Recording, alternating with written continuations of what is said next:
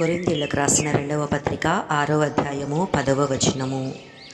మేము మోసగాండ్రమైనట్లుండియు సత్యవంతులము, తెలియబడని వారమైనట్లుండియు బాగుగా తెలియబడిన వారము, చనిపోవుచున్న వారమైనట్లుండియు ఇదిగో బ్రతుకుచున్న వారము, శిక్షింపబడిన వారమైనట్లుండియు చంపబడని వారము, దుఃఖపడిన వారమైనట్లుండియు ఎల్లప్పుడూ సంతోషించు వారము, దరిద్రులమైనట్లుండియు అనేకులకు ఐశ్వర్యము కలిగించువారము, ఏమియూ లేని వారమైనట్లుండియు సమస్తమును కలిగిన వారము.